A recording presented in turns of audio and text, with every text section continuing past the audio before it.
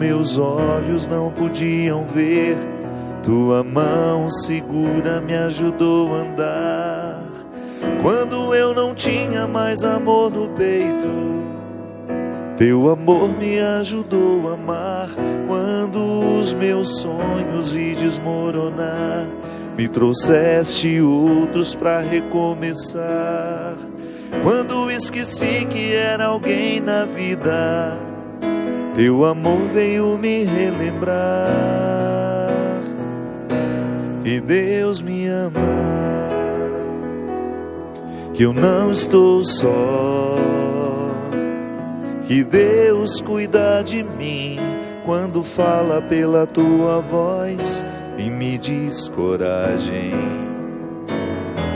E Deus me ama, eu não estou só, que Deus cuida de mim quando fala pela tua voz e me diz coragem.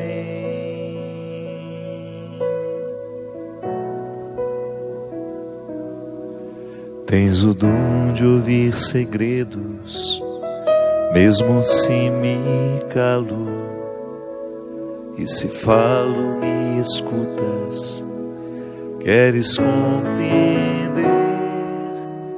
Se pela força da distância tu te ausentas, pelo poder que há na saudade voltarás.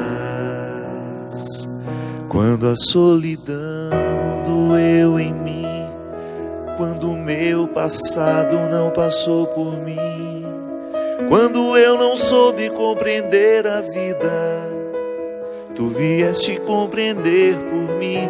Quando os meus olhos não podiam ver, tua mão segura me ajudou a andar. Quando eu não tinha mais amor no peito, teu amor me ajudou a amar. Quando os meus sonhos vi desmoronar, me trouxeste outros para recomeçar. Quando me esqueci que era alguém na vida, teu amor veio me relembrar. Que Deus me ama, que eu não estou só, que Deus cuida de mim quando fala pela tua voz e me diz coragem. Que Deus me ama, eu não estou só, que Deus cuida de mim quando fala pela tua voz e me diz coragem.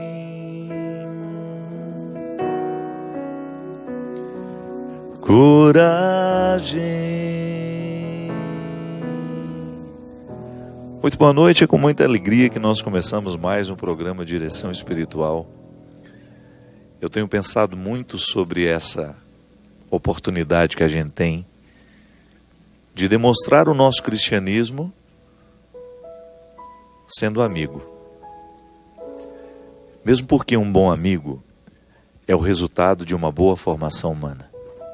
Ninguém pode ser um bom amigo sem antes ter passado por um processo de purificação, de julgar fora os excessos, os egoísmos. E eu fico pensando que, é claro que o cristianismo ele não pode ser mensurado. Eu não posso medir o quanto uma pessoa é cristã, se uma pessoa é mais cristã que a outra. Isso não é mensurável. Isso pertence às instâncias da alma, né? Mas o nosso cristianismo se reflete no nosso comportamento. E aí a gente pode identificar, não para fazer um julgamento do outro, porque eu acho que a instância de reflexão, ela só é honesta a partir do momento que ela parte de nós. Se eu fico o tempo todo fazendo uma leitura do mundo a partir do outro, eu corro o risco de querer ser o juiz. Eu não sou um juiz. Então todas as vezes que eu olho para a minha vida e tenho a coragem de lançar com muita honestidade, de fazer um discernimento de como eu tenho vivido, de qual é a qualidade da minha vida, eu naturalmente vou pensar na minha vida cristã como resultados. O que o meu cristianismo já fez em mim? Eu tenho 45 anos, 45 anos de vida cristã, claro, menos anos de consciência cristã. Eu não sei em que momento da minha vida eu de fato compreendi o cristianismo e o assumi como uma regra de vida. Que o cristianismo, mesmo que a gente tenha sido batizado, pode ser que a gente ainda não tinha consciência de tudo que ele representava para nós. Infelizmente, a superficialização do mundo entrou dentro do contexto religioso e a crisma nem sempre representa o que deveria representar. A crisma é aquele momento em que eu vou conscientemente diante da igreja, na pessoa do bispo, no caso, e renovo o meu batismo, renovo as promessas, tudo aquilo que prometeram por mim, porque eu não tinha consciência ainda, fui batizado quando ainda era uma criança, eu renovo. Nem sempre nós temos essa maturidade de fé. Mas, se eu vou contabilizar aí, digamos que eu tenha 20, 25 anos de vida consciente, de cristianismo consciente, tudo vai depender do momento em que a gente se converteu de fato, né? Porque às vezes a gente é batizado, crismado, e a gente vai vivendo aquele cristianismo morno, e de repente, como Paulo sofreu a queda do cavalo, a gente também sofre algumas quedas, ou momentos importantes que acabaram significando para nós um divisor de águas. Aquilo que eu era antes e aquilo que eu passei a ser depois daquele acontecimento. Geralmente o sofrimento é um bom crivo para essa divisão, para essa separação de tempos. Então, se eu vou pensar quanto tempo de vida cristã consciente eu tenho, e se eu quiser medir, volto a dizer, ele não é mensurável, mas se eu quiser me aproximar um pouco daquilo que seria o que eu já alcancei do cristianismo em mim, eu diria que seria a qualidade das amizades que eu pude fazer ao longo da minha vida. A gente só é um bom amigo à medida em que a gente é um bom cristão. Aí você poderia me dizer assim: ah, padre, mas então o ateu não pode ser um bom amigo, nem pode ter amigos? Claro que pode. O ateu não está desobrigado de buscar as virtudes que por acaso estão dentro do cristianismo como regra de vida. Mas antes de Jesus falar dessas virtudes, que nós assumimos de maneira religiosa e salvífica, com dimensões transcendentes, claro, totalmente diferente, mas os ateus têm lá na filosofia aristotélica o mesmo convite a essas virtudes também. Volto a dizer, diferente de nós. Nós acreditamos no poder redentor de Jesus em nós. Nós acreditamos que toda a ação amorosa que um ser humano pode ter é fruto de Deus em mim, em você. Nós acreditamos que Deus se antecipa em tudo aquilo que é humano. Os ateus não têm esse princípio, né? Eles acreditam no homem, no ser humano. Nós temos um anterior às questões humanas que nos torna crentes. Mas ninguém está desobrigado de ser homens e mulheres virtuosos. E é justamente a vida virtuosa que nos faz ter bons amigos.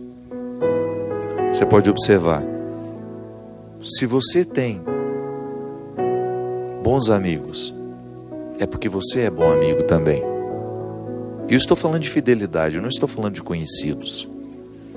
A gente precisa diferenciar os amigos dos conhecidos. O amigo é aquele que conhece a sua vida, que tem acesso a você, que exerce uma autoridade afetiva. Eu gosto muito dessa expressão, você já me ouviu falar dela muitas vezes.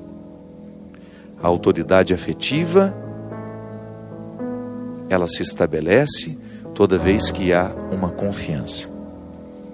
E a confiança é justamente você olhar para o outro e pensa, a palavra dele para mim não é interesseira, não está buscando o que ele deseja, mas é uma palavra totalmente voltada para o meu bem.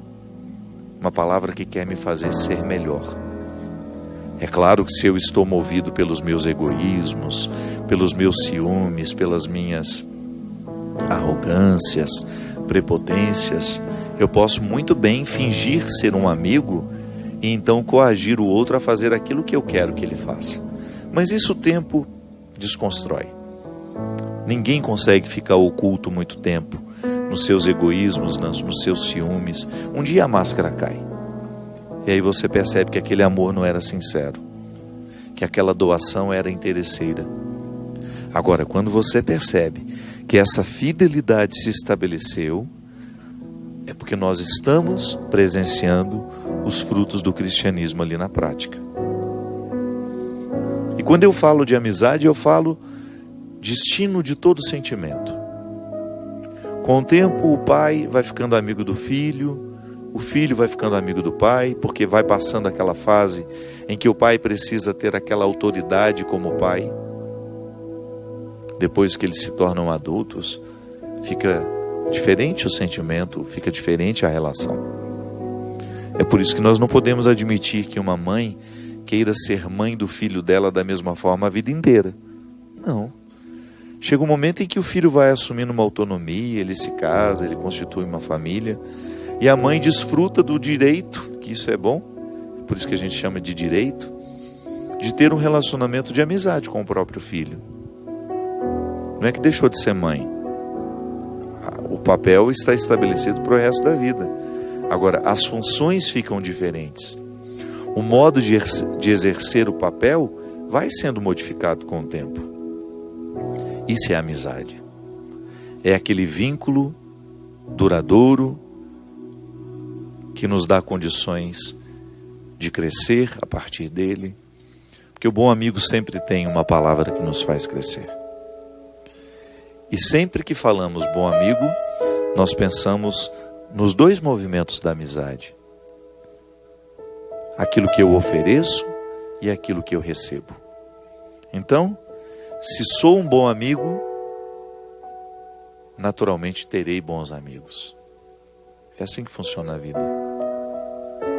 A Sagrada Escritura trata, em muitos momentos, ela fala da amizade como um valor supremo, como uma oportunidade de crescimento, e chama isso até de tesouro. Quem descobriu um amigo encontrou um verdadeiro tesouro. E aqui no livro de Eclesiástico, capítulo 6, versículo 5 em diante, há um texto muito profícuo, muito fecundo, para nos ajudar a pensar essa oportunidade que a gente tem de ser amigo, de fazer amigos e de ter amigos, né? Uma palavra amena multiplica os amigos e acalma os inimigos. Uma língua afável profere saudações. Eu fico sempre pensando nisso, minha gente. A amizade, ela será sempre marcada pela palavra.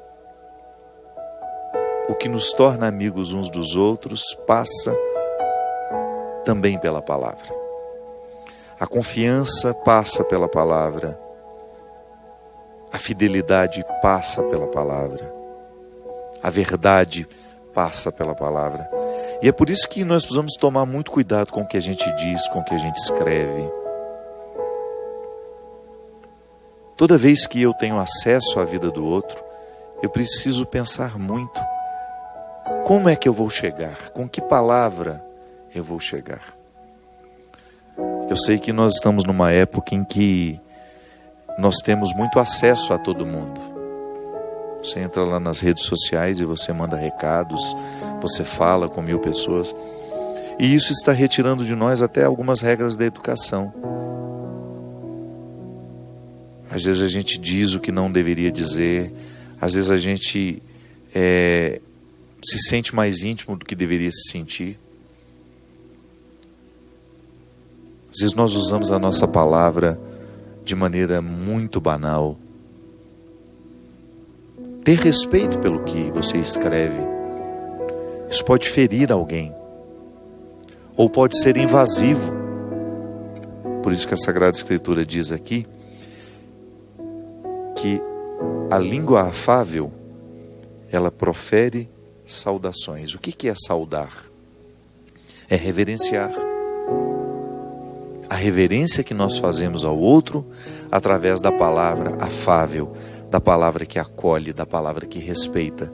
E por isso que o silêncio também, ele se configura como um respeito, como um abraço, como uma saudação. Sejam numerosos os que te saúdam, mas teu conselheiro, um entre 1000. Olha que interessante isso. Sejam numerosos os que te rodeiam, mas escolhe bem aquele que é o teu conselheiro. Escolhe bem aquele que terá autoridade afetiva sobre você. Não serão muitos. Abrir o coração, expor o que se sente, o que se pensa, requer intimidade. E é por isso que nós precisamos sermos cautelosos mesmo. Porque a amizade não é outra coisa senão você abrir os terrenos da sua alma para que o outro tenha acesso. Tenha acesso. Se queres adquirir um amigo, adquire-o na provação. Mas não te apresses em confiar nele.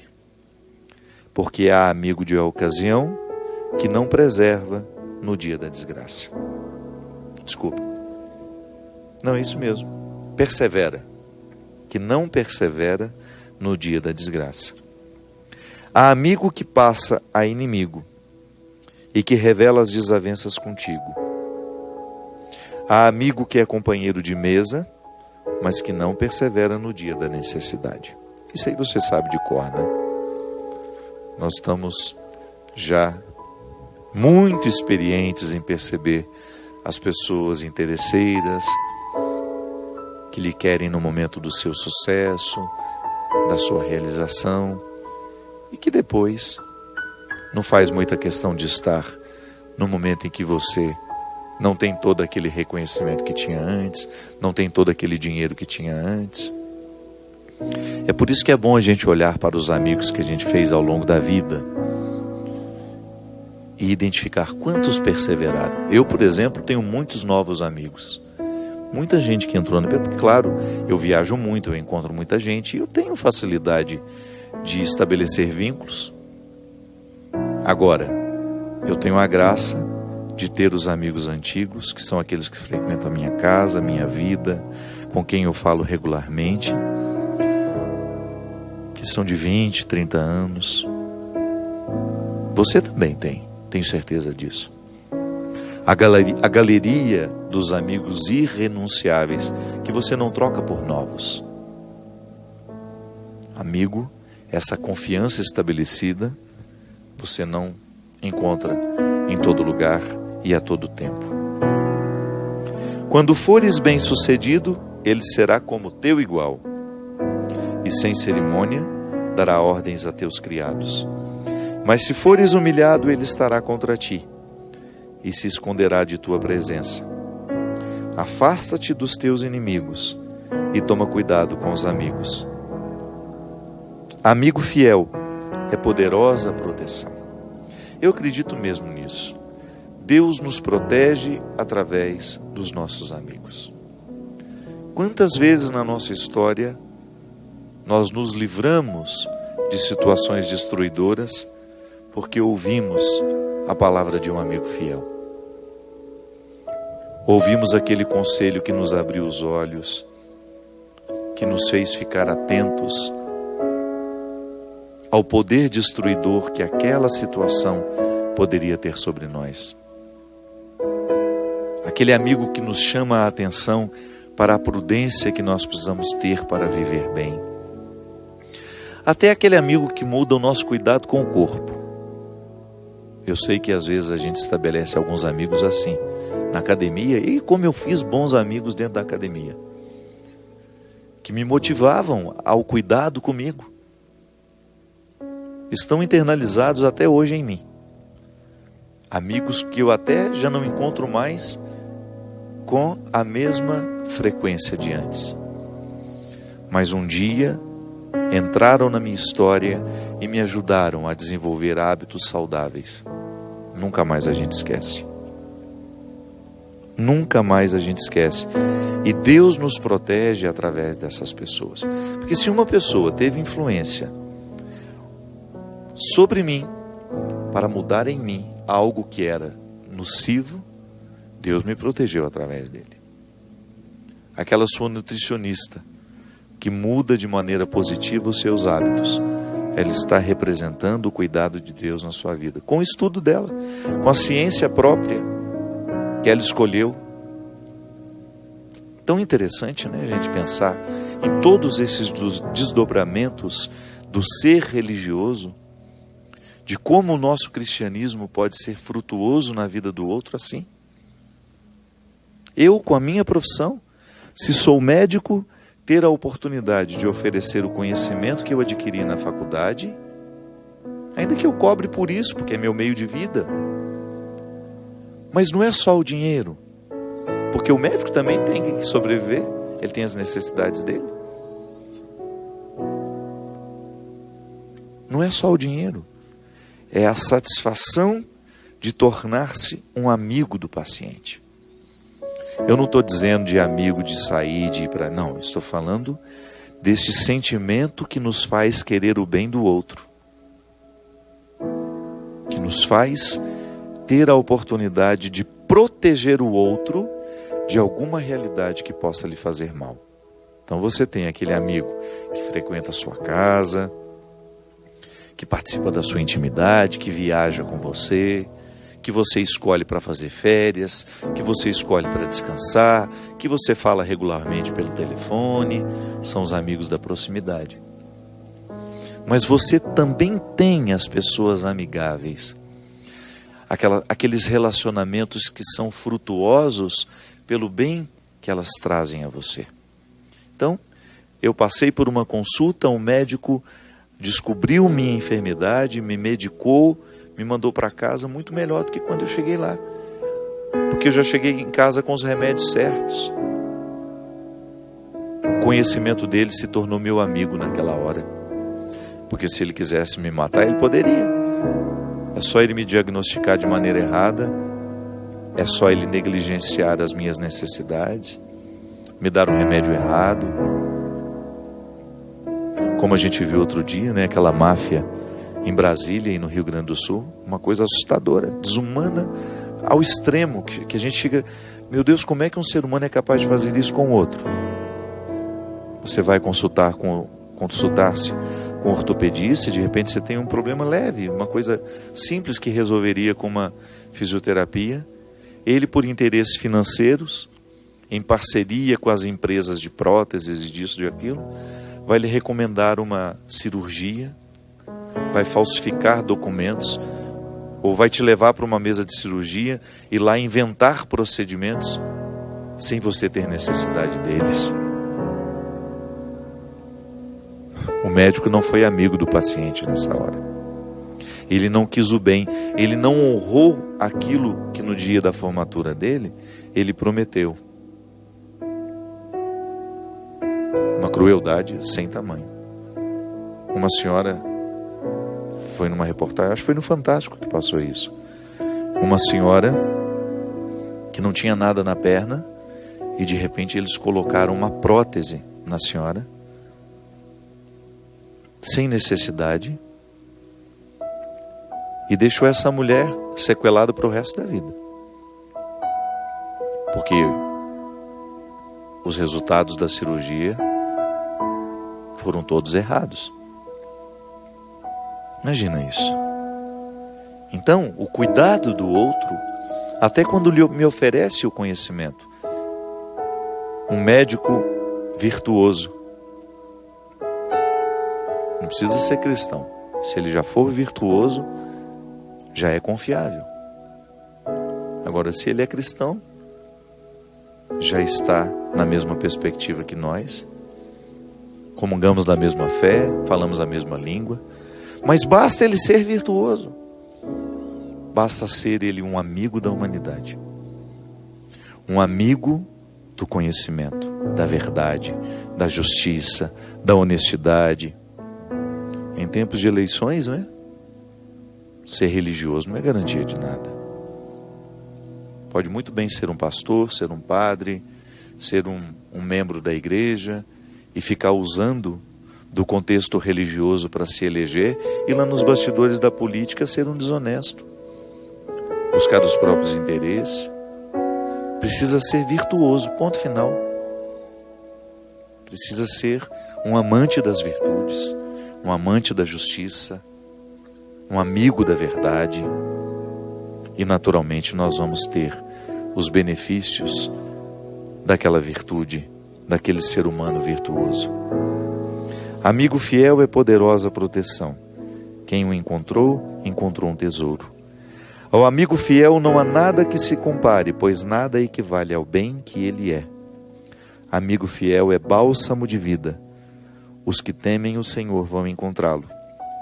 Quem teme o Senhor orienta bem sua amizade. Como ele é, tal será o seu amigo. E assim, vamos buscando um cristianismo muito real, muito concreto. Sim, eu quero ser cristão. Então eu olho para os meus relacionamentos e eu vou descobrir o quanto desse cristianismo que eu tanto admiro, eu já sou capaz de praticar. Nós vamos para um rápido intervalo e a gente volta já já com o programa Direção Espiritual. Estamos de volta com o programa Direção Espiritual. Muito obrigado a você que participa conosco, você que nos divulga e você que ajuda o Sistema Canção Nova de Comunicação. Talvez você não saiba, começou a nos assistir há pouco tempo, mas este canal é todo mantido através dos sócios contribuintes. Aqui não há nenhum investimento comercial. Você pode observar que as únicas propagandas que estão neste canal são justamente de produtos de evangelização. Nós aqui na Canção Nova temos o Davi, o departamento de audiovisuais. E neste departamento nós temos venda de livros, de CDs, de DVDs, DVDs musicais, DVDs de palestras. São oportunidades que a gente tem de oferecer ao povo produtos de evangelização e ao mesmo tempo ajudar a manutenção dessa grande obra. Mas aqui o nosso funcionamento depende do carinho daqueles que acreditam nesta obra. Eu também sou um sócio colaborador aqui, não recebemos nada, nem eu, nem o Christian que está aqui. Boa noite, meu amigo. 10 anos, 15 anos, né? Quanto tempo de programa tem, gente? São 10, já estou inventando mais. Não, é 11 na verdade. A gente comemorou errado, comemorou 10, mas já era 11.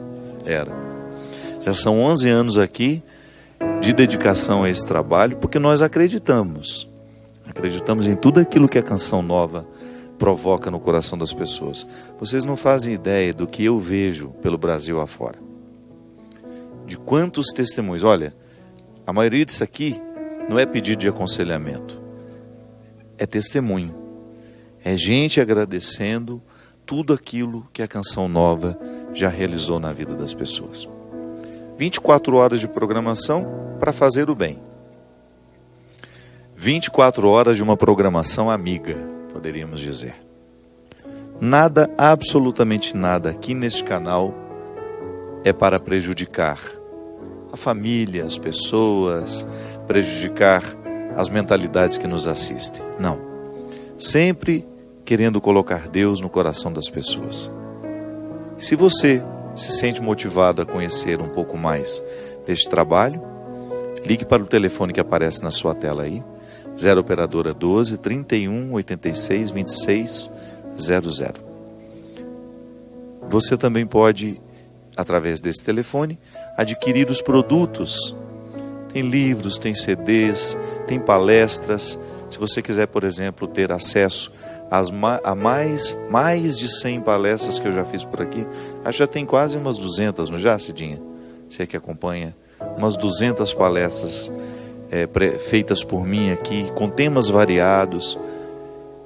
Esses produtos todos ajudam a manter esse sistema. Quero convidar o povo, dia 21 de setembro, povo de Guariba, estado de São Paulo. Estarei aí com o show A Estrada Sou Eu. Você é o nosso convidado, você de Guariba e região.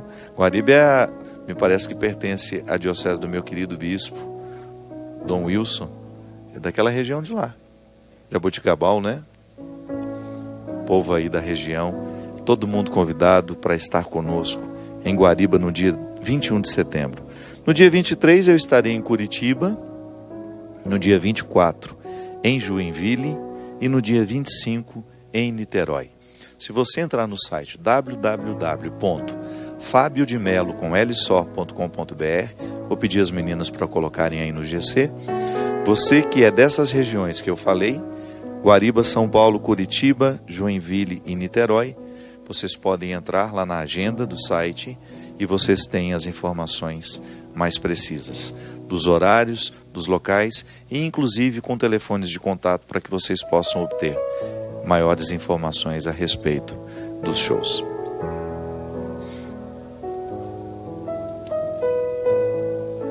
Tem aqui um agradecimento. A Roseli está dizendo que ela perdeu o pai e o irmão há um mês. Os dois num intervalo de 15 dias.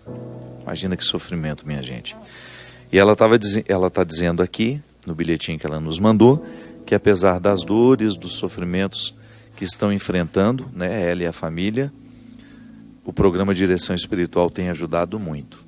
E ela está dizendo aqui que não só o programa, que eles estão usando muito as minhas palestras lá neste momento de recuperação da família. E ela agradece. Quem agradece somos nós, minha filha, pela oportunidade de ter, que nós temos, de participar deste momento tão difícil da vida de vocês e ajudar com o nosso trabalho, com o nosso ministério. Para isso que a gente vive. Tudo o que a gente faz é uma tentativa de tornar o mundo, a vida das pessoas um pouco melhor. Nós acreditamos no poder do Evangelho e nós não fazemos outra coisa senão anunciar esse Evangelho. Ainda que com palavras diferentes, no formato... Porque eu sempre tenho a preocupação de falar num formato que as pessoas possam entender. Se eu estou lá com as minhas beatas, com as minhas senhorinhas, eu vou falar na linguagem delas. Se eu estou com uma juventude que não tem muito contato com a linguagem religiosa, vou falar na linguagem dessa juventude. Se estou com as crianças, eu preciso falar uma linguagem que as crianças possam entender. Se estou com os simples, falar a linguagem dos simples. Se estou com os estudados, com os acadêmicos, vamos falar na linguagem dos acadêmicos. Deus não pode ser vítima da nossa inteligência, mais do que já é. Nós precisamos colocar todos os nossos recursos para apresentar Deus às pessoas. Um Deus amoroso, generoso, como Jesus nos ensina. Um Deus evangélico. Um Deus que está pondo a mesa para todos aqueles que estão com fome. Também a Silvia agradece, diz que no programa 7 de setembro, nós respondemos uma pergunta que ela havia enviado. Ela assistiu junto com a família e foi uma alegria muito grande, pois gostam demais do programa e acham importante essa renovação de fé que a reflexão aqui proporciona. Nós é que agradecemos, Silvia. Divulgue o programa, que é uma forma que a gente tem de chegar a mais corações. Padre, meu nome é Ana Paula, queria contar a ajuda que tive com os vídeos do Direção Espiritual, quando no ano passado passei por uma separação e achei que meu mundo tinha acabado. Vivi uma depressão, consegui ter forças dia após dia, e quando ouvi o Senhor falar, deixe o passado passar, entre outras coisas, que o Senhor dizia, me senti muito fortalecida. Fui vencendo, e aconteceu que depois de um ano meu marido voltou e agora nós estamos muito bem. Obrigado, Padre, pois o Senhor me ajudou a superar e confiar. Obrigado, minha filha. Padre, o programa de Direção Espiritual tem feito um bem muito grande para a nossa filha Thaís. Nós assistimos o programa todas as quartas-feiras, e O bem que eu falo está relacionado ao nome do seu programa, porque hoje ela está dentro da igreja, vivendo uma vida próxima a Deus, através de suas palavras. Muito obrigado a Maria Inês. A Júlia me fez uma pergunta aqui interessante. A Júlia, ela é de São Paulo. Ela estava dizendo assim: Padre, tive um relacionamento que durou mais de 6 anos e com o tempo percebi que não éramos feitos um para o outro, para o casamento, apesar de sermos muito amigos. Terminamos e eu gostaria muito de continuar amiga dele, mas ele acha que isso não é possível, a amizade entre um homem e uma mulher. O que o senhor tem a dizer isso? Preciso insistir? Acha que devo insistir para continuar sendo amiga dele? Pois sei que a proximidade com ele me faz muito bem, mas sinto que ele não pensa da mesma forma. Júlia, minha filha, a amizade entre um homem e uma mulher, sim, sempre é possível, mas isso vai depender da maneira como o outro interpretou o término do relacionamento. É claro que na sua cabeça as questões já estão esclarecidas. Você gosta do resultado entre você e ele, mas gosta de maneira fraterna, não é um gostar que vai além da fraternidade. Porque isso acontece, né?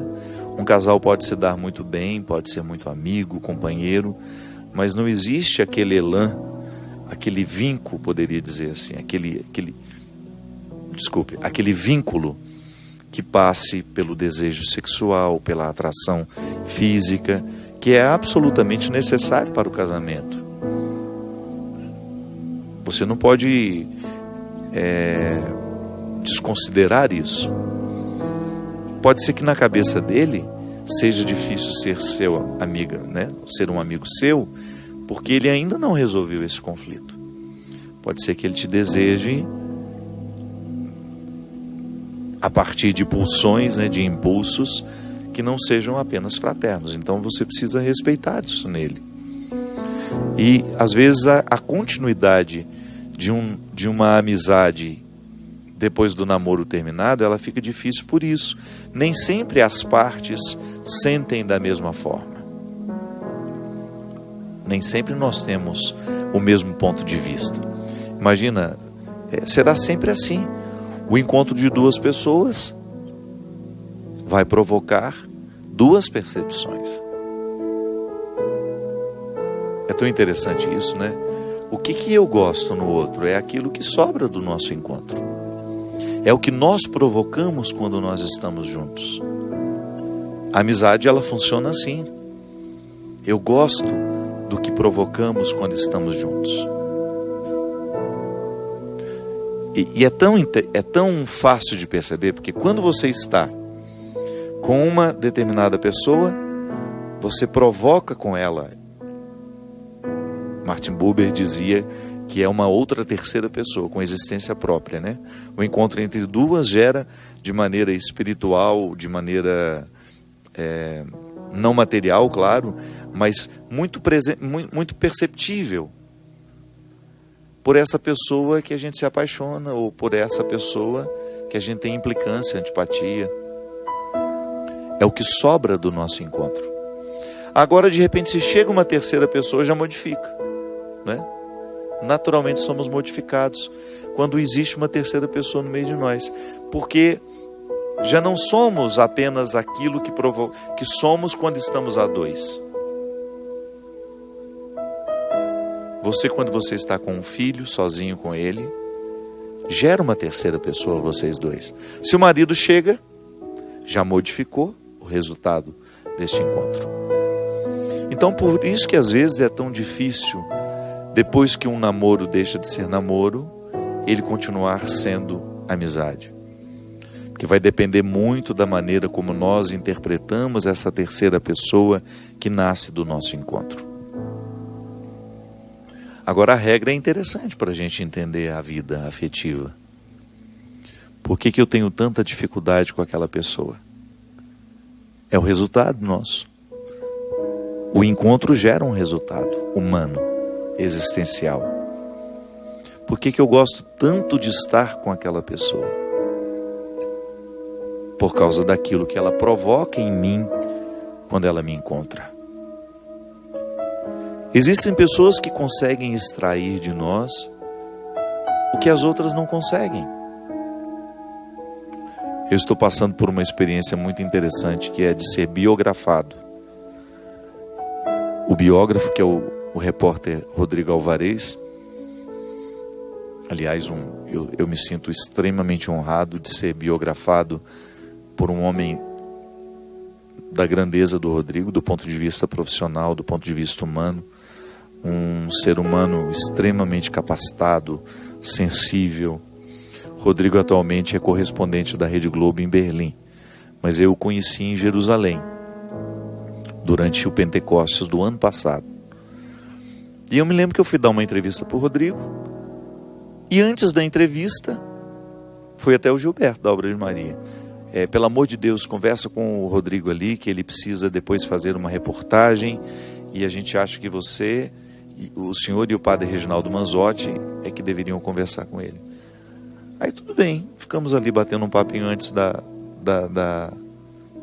entrevista, e ele ficou muito curioso com a minha maneira de ser padre no Brasil. E depois a nossa conversa continuou, mas não é isso que eu queria falar. Neste período de ser biografado, eu tenho que pôr minha vida na mesa, né? Eu tenho que lembrar fatos, pessoas que passaram por mim, que me ajudaram a ser quem sou. E o que é interessante é perceber, pegar esses personagens ao longo da minha vida e identificar o que cada personagem provocava em mim.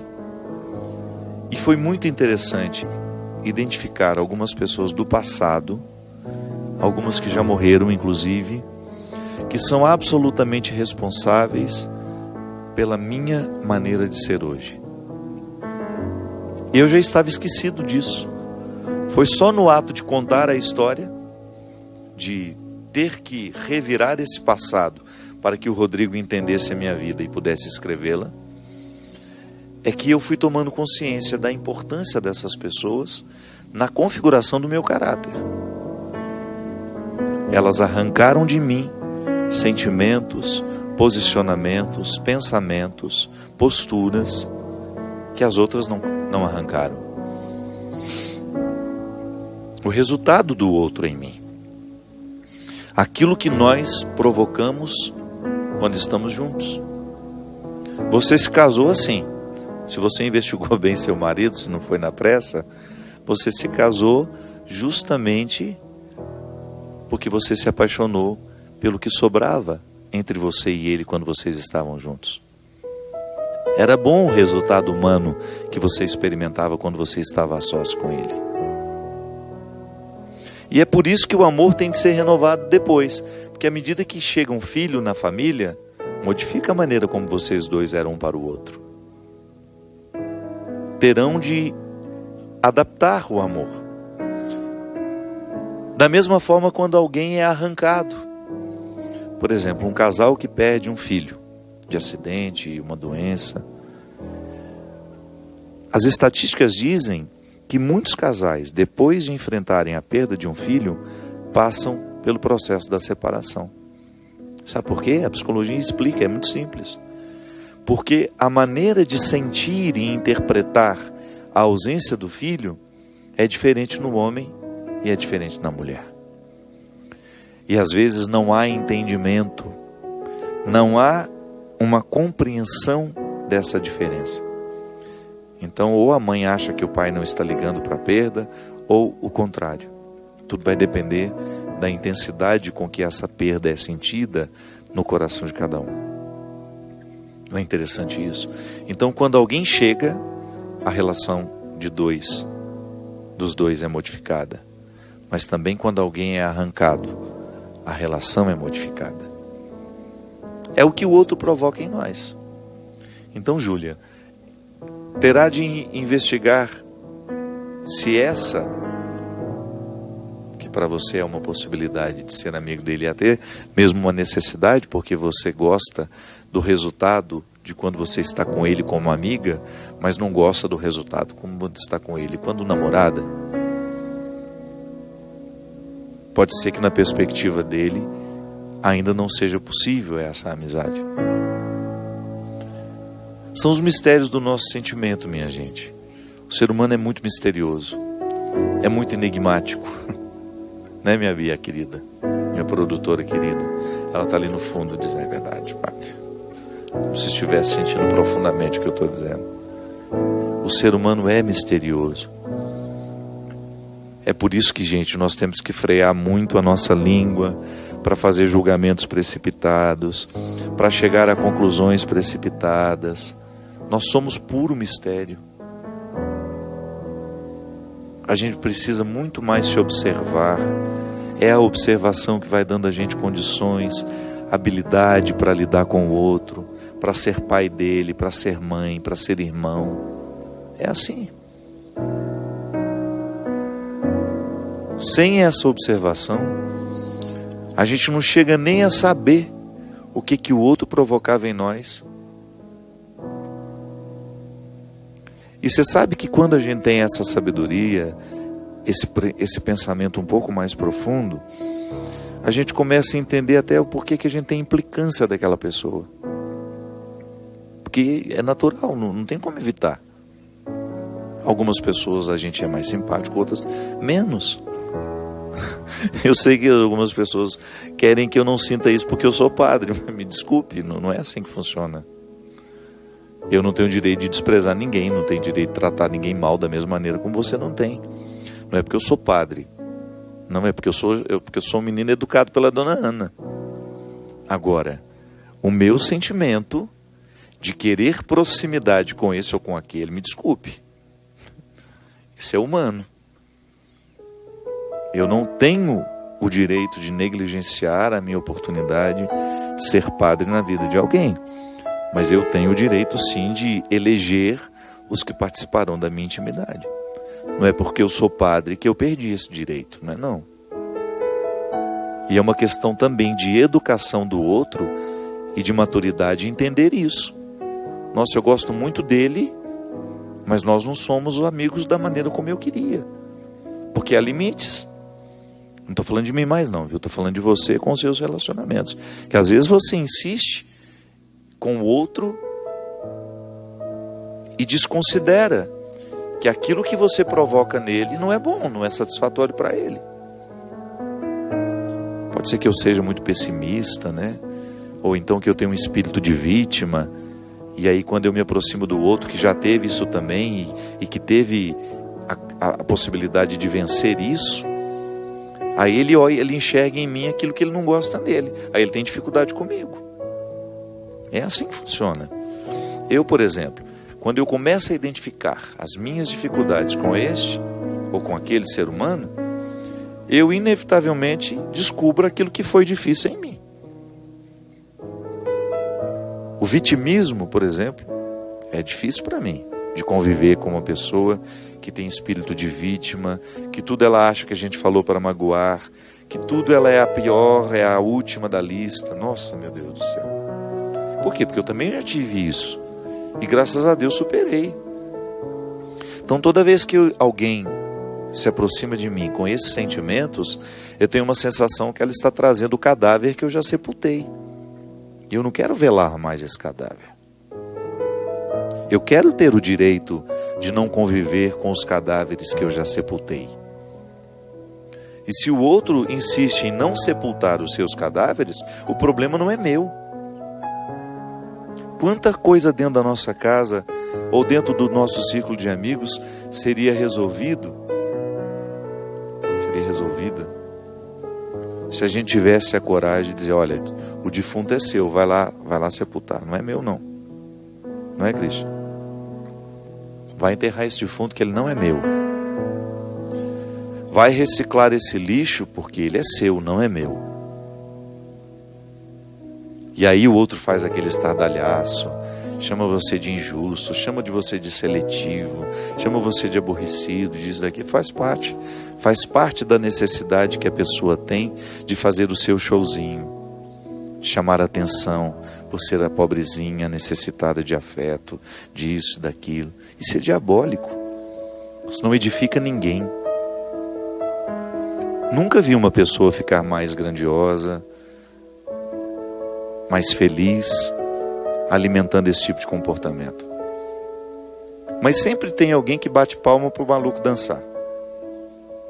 Então um maluco chama a atenção do outro e eles vão ser malucos juntos.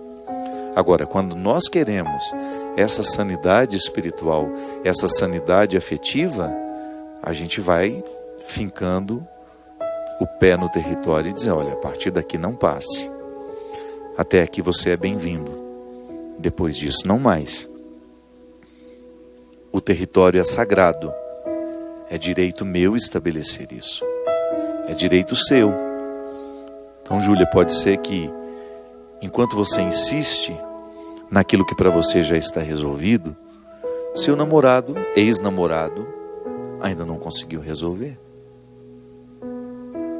Volto a dizer, a gente precisa ser muito atento, estar muito atento, para que a gente não imponha um fardo sobre o outro, que para nós já não é fardo. Pode ser que para mim seja fácil levar, para o outro não é. Mas então também eu tenho o direito de dizer, resolva-se.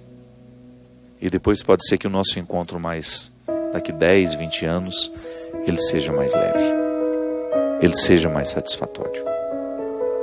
Porque às vezes também é assim.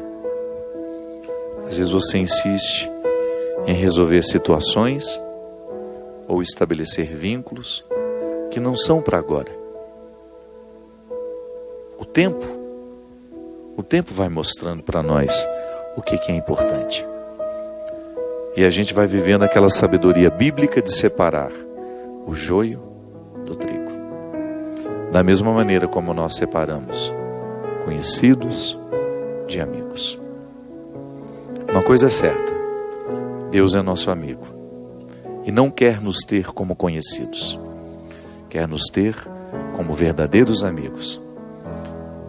Permitir que esse evangelho penetre o mais profundo da nossa consciência é viver essa amizade da maneira mais radical, isto é, permitindo que esse amor de Deus por mim me transforme nas minhas raízes. Derrame sobre nós, sobre nosso coração, a bênção e a proteção do céu, do Deus Todo-Poderoso, Pai, Filho e Espírito Santo. Amém. Até a semana que vem, se Deus quiser. Tens o dom de ouvir segredos, mesmo se me calo, e se falo me escutas. Queres compreender, se pela força da distância tu te ausentas, pelo poder que há na saudade voltarás. Quando a solidão doeu em mim, quando o meu passado não passou por mim, quando eu não soube compreender a vida, tu vieste compreender por mim. Quando os meus olhos não podiam ver, tua mão segura me ajudou a andar. Quando eu não tinha mais amor no peito,